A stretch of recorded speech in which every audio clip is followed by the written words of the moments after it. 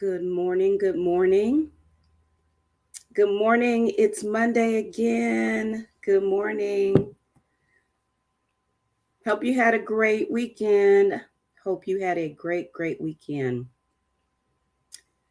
I am glad to be with you this morning. Glad to see another morning. Glad for new mercies that met me this morning. And I know are meeting you too if you're joining me. So I want us to have a few minutes of conversation again this morning. I'm excited for the new week. I have a lot that I want to accomplish this week, and so I want to get started on that and be productive this week. I don't want to be busy. I want to be productive this week, and so I'm hoping that we're all working on being more productive and not just doing busy work because the busy work can definitely be stressful. But when you walk away and feel productive, that's a whole nother thing. You really recognize that you've gotten some things done and that feels really good.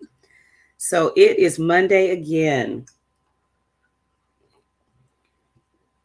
It is Monday again. Get your coffee and join me for just a few minutes this morning.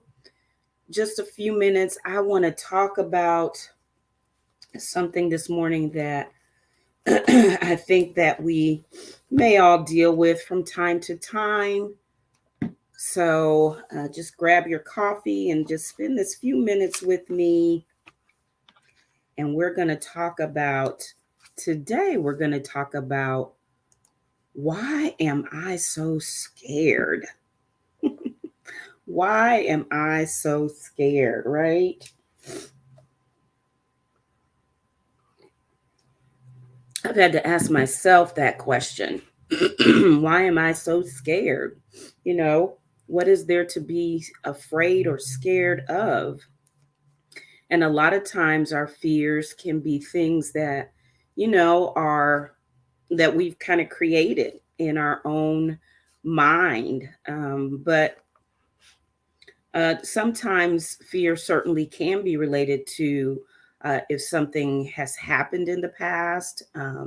There definitely are legitimate fears, but when it comes to working for yourself, stepping out into something that you've really dreamed or desired of doing, then that kind of fear of stepping out, that fear many times can be from an internal place.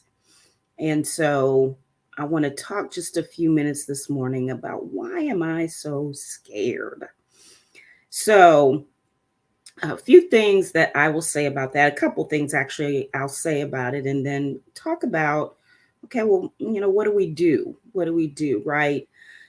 So, one of the primary things I believe for when we're afraid to step out and to step into the goals and the dreams that we have for ourselves, step out into our vision. One of the reasons I think that we don't do that is because we undervalue ourselves. So, when you have a job, when you have gotten a degree, and that kind of is the expectation, or was the expectation for you as you were growing up to go and get your degree, and then many times you move forward into a graduate degree or maybe even a PhD or doctorate, and so we have that mindset that getting a degree um, is part of our value or our worth. And I won't say that it doesn't assist you in your value and your worth. It's very good to gain knowledge. It's very good to increase in knowledge and to be able to use that knowledge in whatever capacity that you find yourself. However, your value, your worth is much more than that. You are simply valuable because you are a created being created in the image of God. And He gave the ultimate value Christ did when He died for our sins. When He died on the cross, He valued us above His own life.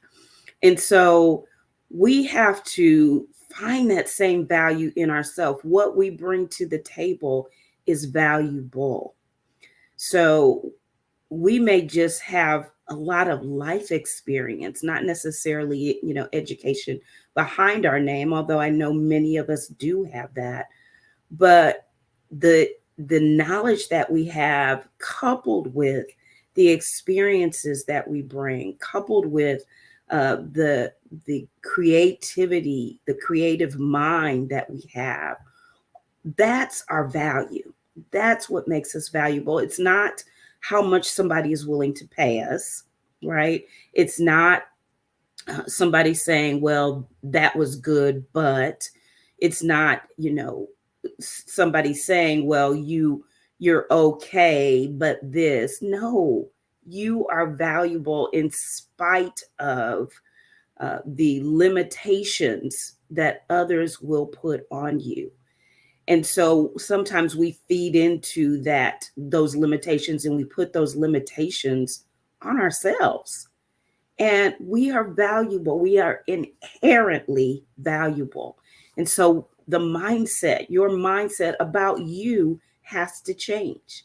You have to recognize what you offer, what you bring, that there's a difference when you step in the room because what? You know what you bring. So many times we're afraid because we've set these limitations around ourselves. We don't have enough experience. We don't have a degree. Someone so said this about me. That's all false evidence, right? You are valuable. You are inherently valuable. And there is something that you bring when you step into a situation, into the room. And so we've got to stop undervaluing ourselves. It is one of the reasons why we're so afraid, why we're scared to move ahead. And in that, three things happen. One, we begin to compare ourselves to other people. And if I'm not doing it like this person or doing it like that person, then I'm not valuable. And again, you're not called to do it like somebody else. You are uniquely you. So that's the first thing. The second thing is that we get in competition. We have this competitiveness where we think I've got to do it better than this person, or I've got to do it better than the last time I did it. So we oftentimes compete, um, you know, uh, with other people, or compete for the approval of other people, which leads to the third thing, which is people pleasing. And so when we undervalue ourselves, we can get caught in the cycle of comparing ourselves to others, of competing for the approval of others, or competing in our mind with others. If I'm not, I've got to get better. I've got to be better than this person. And then the people pleasing. So when we begin to do those things, it enhances the fear. It doesn't enhance our ability to be confident in ourselves and in what we bring. It enhances the fear.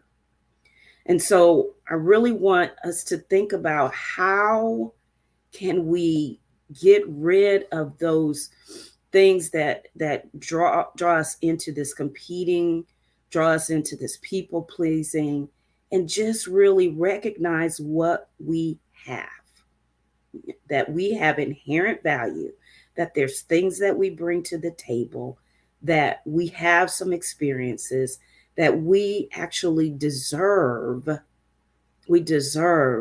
to be valued. And if other people don't do that for us, then we do that for ourselves. Okay? So that we're not afraid of everything not being a simple, not being just the way we want it to be. And so that leads me to the second thing that I want to talk about. And that's this imposter syndrome, that belief that our experiences and our knowledge and expertise have not gotten us where we are. that we don't deserve to be there again. And when we operate there, we operate in this idea that we always have to get it just right. Perfectionism. We always have got to get it just right. And if we don't get it just right, then we're not valuable. We don't have the expertise. We should have never even done that. We shouldn't have tried. And that's not true. Imposter syndrome is just that. It's thinking that you're an imposter, but that's a belief that you believe about yourself, but it's not true. You do bring something to the table. You are an expert. You do deserve to be in the room. The work that you do is good, and it does not have to be perfect. So, if we're always operating in perfectionism, we'll never get to that place of being perfect. And so we'll always be in that cycle. And so we have to make sure that we're not trying to prove ourselves all the time. We don't have to prove ourselves to other people. Be your biggest cheerleader. Compete against you, but don't try to compete against other people. Don't try to prove yourself to other people. When you do the work that you are called to do, if the career that you're in is where you want to be and that's what you're called to do, recognize that you deserve to be there. And if there's some things that, if there's more you want to learn along the way, take those opportunities. But you don't have to beat yourself up and think that you don't deserve it. You do deserve it. You don't have to prove yourself. What the proof is that you're there. Okay? And that you know that the work that you do is good. Again, compete against yourself. Your work ethic is what matters. Now, if you bring kind of a lazy, kind of haphazard work ethic, then that's what you're going to produce. But if you know that you're doing great work and you know that you have the expertise and that what you're producing is good, then be okay with that. Be okay with that. You don't need people to give you accolades to know that you've done a good job. People will, but you don't need that. You need to know inherently within you that you bring something very valuable to the table. So don't get caught up in, if I don't master it, if I don't just get it just right, then it's not good enough. What is just right? What is that? What is perfect? There's nothing perfect but God. There's no one perfect but him. He gives us the gifts and the talents we have. And so when we do our best, when we've given it our best, then our best will show up in the work that comes out, right? The other thing I want to say about this being an imposter is that when you operate in that space, you think that you have to do it all, and you're not willing to ask for help. We all need help at different points in our life. We need mentors, we need coaches, we need coworkers. We all need help. We need our personal friends and relationships. We all need help. But we've got to humble ourselves enough to ask for that help when we need it, right? Don't have to do it all on our own. So when we operate in that imposter syndrome, we think that we have to do it perfectly, and it's just not right. Okay? We have this fear that I'm not good enough, I don't know enough, I need to do more. I need to do more. Again, if you want to gain more knowledge, if you want to gain more information, if you want to grow in your craft, that's one thing. But if you're always beating yourself up because you think that you're not there, you're not good enough, and you'll never know enough, you're always going to be in that cycle. So these are a couple of the reasons why we are always so afraid, because we're always in this mindset that we aren't valuable, that we're not good enough, that we can't do enough to please other people, that I'm not as good as that person, I don't bring this to the table. It's all that negative thinking. And so when we do that, we operate in scared. We operate in scared. You're scared all the time. And it makes you afraid to step out if there's something more you desire to do. If there's something more beyond what you're doing right now, if you're operating in this imposter syndrome, if you're operating where you undervalue yourself, then it's gonna produce fear. It's gonna make you afraid to step out and to do what you desire and know that you are meant to do. And so, with all of that said, I just want to invite you to my masterclass this Saturday, and it is called From Fear to Fierce. From Fear to Fierce. I want you to join me. I'd love for you to join me for the masterclass so that you can begin to operate in a place where you're not afraid to do and to be all that you already have within you to be. But you've got these blinders on. You're not valuing you. You're trying to compare, you're trying to people please. You feel like you can't do enough. You're trying to be perfect. Those are all obstacles and blinders to you moving forward to your next, whatever your next is. And so I've put the link in the comments, or I will put the link for you to join me for From Fear to Fierce. And then 5 ways to step into your boldness, because you are not an imposter. You are valuable. It's okay not to be perfect. None of us is. It's okay to not have to compete with others. You're not competing with others. You're competing against your best self. If you want to improve, that's one thing, but don't do it to try to compete with other people. Stop being so worried about what other people think about you. Ultimately, as I said in the beginning, you were created valuable in the image of God. You were valuable enough that Christ died for you.